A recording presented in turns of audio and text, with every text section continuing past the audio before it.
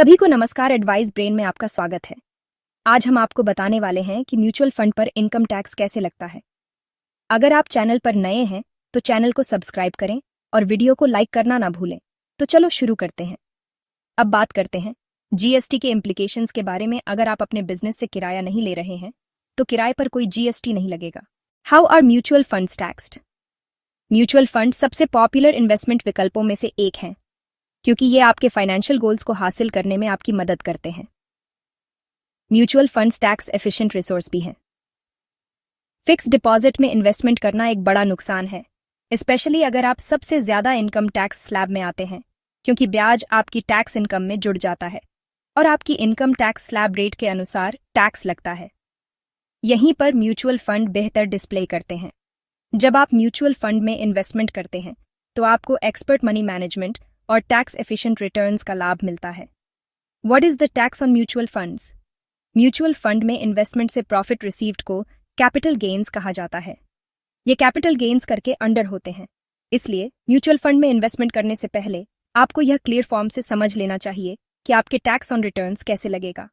इसके अलावा आप कुछ मामलों में कर कट का बेनिफिट भी उठा सकते हैं।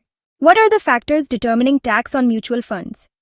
म्यूचुअल फंड पर टैक्सेशन को प्रभावित करने वाले फैक्टर्स की ओर इशारा करके और अधिक क्लियर किया जा सकता है। म्यूचुअल फंड पर लगाए गए टैक्सेस को प्रभावित करने वाले आवश्यक कारक इस प्रकार हैं। 1. Types of funds. Taxation rules mutual funds के प्रकार के आधार पर डिफरेंट होते हैं। उदाहरण हैं equity mutual fund, debt mutual fund, hybrid mutual fund आदि। 2. Dividend. Mutual fund house by investors के बीच डिस्ट्रीब्यूटेड प्रॉफिट्स के एक डिविडेंड टू शेयर कहा जाता है। 3.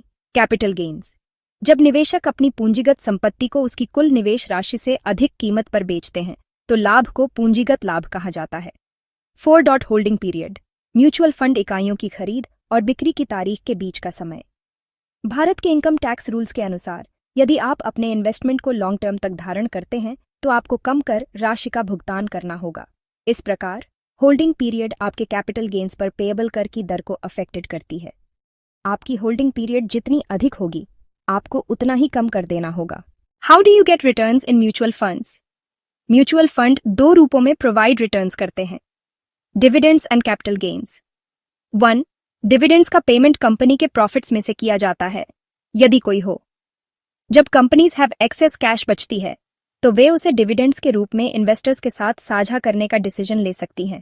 इन्वेस्टर्स को उनके द्वारा होल्डिंग म्यूचुअल फंड यूनिट्स की संख्या के डिविडेंड इन प्रोपोर्शन प्राप्त होता है। 2. कैपिटल गेन्स वह लाभ है जो इन्वेस्टर्स को तब गेट होता है जब उनके द्वारा सिक्योरिटीज हेल्ड का सेलिंग प्राइस परचेसिंग प्राइस से अधिक होता है। सिंपल वर्ड्स में capital gains mutual fund units की इंक्रीज इन प्राइस के कारण प्राप्त होता है। म्यूचुअल फंड के इन्वेस्टर्स के लिए dividends and capital gains both कर एबल होते हैं।